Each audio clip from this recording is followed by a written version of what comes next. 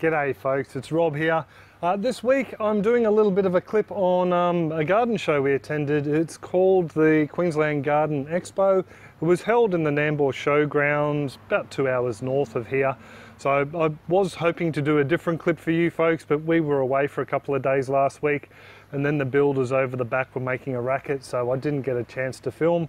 So I thought I'd just, bring you along and show you some of the people that I've met over the years and some of the bits and pieces that I'm interested in trying out, both in our patch and at my mum's as well. So before we hook in though, I just need to give a huge shout out to Steve at the Eco Organics company.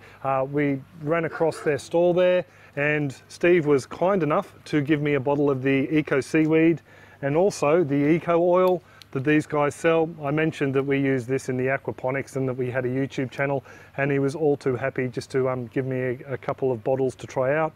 I already know this stuff works, and I'm interested in trying the Eco Oil on a few aphid outbreaks. So I'm not sponsored by these guys, but I do need to give a shout out to Steve for giving me a couple of products, or at least one to try out that I haven't used yet. So to begin with, we ended up getting there fairly late in the day, so we didn't get to sit in on any of the talks. So the first stall we stopped at was Bob the Bee Man's stall.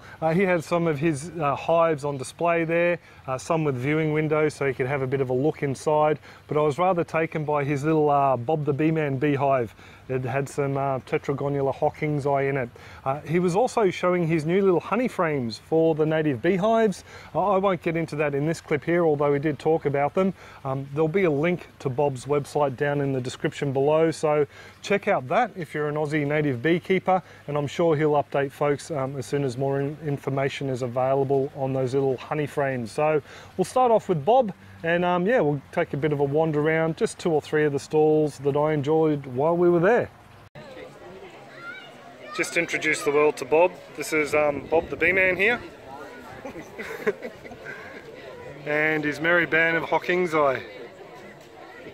So this is a little Hawking's eye beehive that Bob had made up. What's the little jar out the side there, Bob?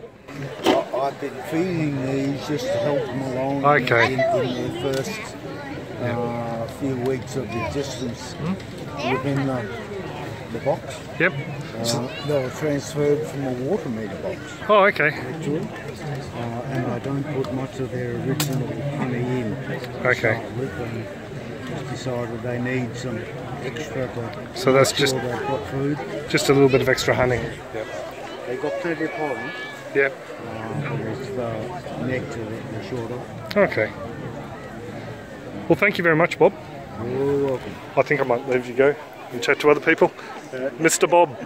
Thanks, mate.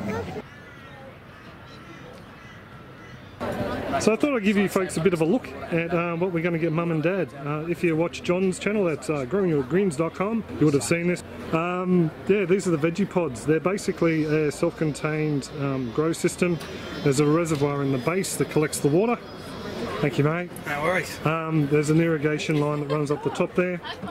The water falls onto the soil and goes down into the reservoir down below. And you said there's about 64 litres? Yeah, in the large one, Rob, this is in each container we get 16 litres. Yep. So in this large, obviously 4 times 16, 64 litres. Yep. And you put your foot of soil above it, naturally wicks up. You're interested. And of course you've got the awesome netting on the top, which we definitely need here, especially for the fruit fly and the moths, the cabbage moths. And the stands, which is going to come in handy for Mum. So we're definitely going to buy one of these large ones for Mum. Those IBC wicking beds are going to the tip. Well, Dad will probably put firewood in them.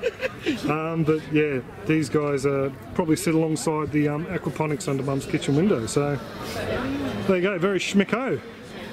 So thank you very much for the chat, mate. Really appreciate it. Pleasure. Cheers. Good to meet you, Rob. Nice to meet you. Cheers, mate. And we're off to Green Harvest. Just some of the plants available here at Green Harvest. So over on this one over here, there's a few victims that we've already purchased. They sell the things like the Brazilian spinach, Have you tried the sage. Oh, it grows like wildfire in our place. Does it? Yep. Does the leaf taste very waxy? This one? That's, Brazilian spinach. yeah, no, it doesn't taste very waxy at all. We found it tastes more like a salad green. And once you get a section in your yard, Yeah. once it takes off, every time you harvest it, you pull off the leaves and the little stems, pop them in soil or pop them in water and the roots just take straight away, and you'll end up with it all through your yard. Just, yep, as easy as that. And there's the Okinawan spinach. So this is all the different plants that grow around our place. Came from a little seedling like this. So absolutely fantastic place if you're in Australia. Definitely recommend you trying Green Harvest. So we couldn't leave the Green Harvest store without buying something. I snapped up one of these purple asparagus crowns. So this little fella is going to find its way into probably a 95 litre or 25 gallon-ish, maybe slightly larger root pouch, or I might pop it in a wicking barrel yet. We'll just wait and see. So folks, this is Sandy's Heritage Forget-Me-Not seeds. Forget-Me-Not heritage seeds. Oh, sorry Sandy. I've known Sandy for a couple of years now and bought a load of seeds through her. She's even been kind enough to give me some. So she sold out of the flowers on the first day yesterday, but she's got loads of other veggies and heirlooms available. Yeah, I'm going to pop it on for some of our tube friends. YouTube? Yeah, yeah. I'll check it out then. I wouldn't, I'm pretty boring. Before I left Sandy, she was kind enough to slip me a couple of packets of lettuce. We got some Amish deer lettuce, which is supposed to do a little bit better in our warmer climate, and also a Grand Rapids lettuce, which will do well during our winter seasons. A few of these seeds are going to be sprinkled in the aquaponics a little bit later, just to fill it up with a little bit more green. So thank you very much, Sandy. I love it. These are all little gourds Bianca's just found, all painted up and decorated.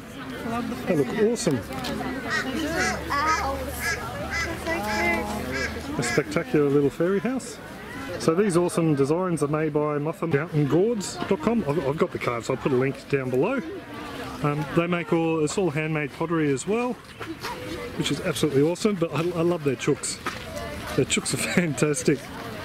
That's absolutely awesome. This one's called Trixie. Okay, Trixie. So, there you go.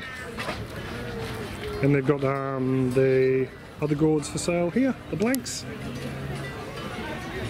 Oh, sweet.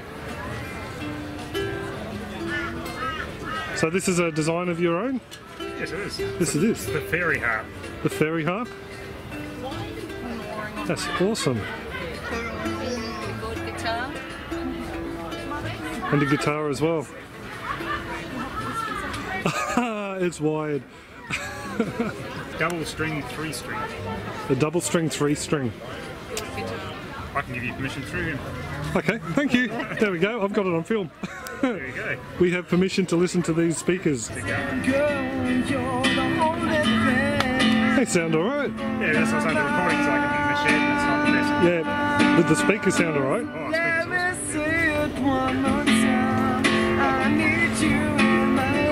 Cool. And of course we've got some gourds for sale as well. They have a popular loofah. But I think, which one should I try, Bianca? So we didn't get any of these guys, but we got the kettle large and we got the cannonball, which is a smaller one. So there you go. We'll probably grow one of each of these down near the mango and see how they go. So while we were there, we ran across Peter and his Biota Booster stall. So Biota Booster is basically a soil inoculant. It contains beneficial bacteria and mycorrhiza, and those guys, along with things like beneficial nematodes and compost worms and earthworms, they're basically the little fellas, the biota in the soil, that turn all the organic material down there into plant available elements. So I decided to buy a little bottle, and I'm going to do a little bit of a trial just to, you know, see if this stuff makes much of a difference on basic store-bought potting mix. So we're just here with Nigel, the Nutcracker Man, and he's just showing off his wares. Oh, thanks Nigel. Awesome macadamia nuts. He had a good rhythm going up before and he was cracking one every few seconds.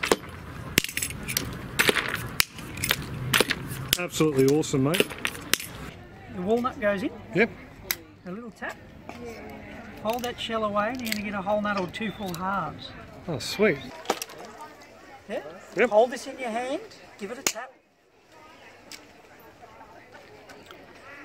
Look at that. All too easy, a whole nut. Thank you very much, mate. If I could have another half dozen, that's dinner. Yeah. So Nigel was kind enough to give me a couple of these Nutcrackers, the larger traditional one and a smaller one that'll be cheap enough for me to post overseas. So I'm going to hold a bit of a giveaway in the coming weeks. So if you want to crack at winning one of these, pun intended, all you need to do is subscribe to the channel and you'll get a notification when I upload the clip giving you the details.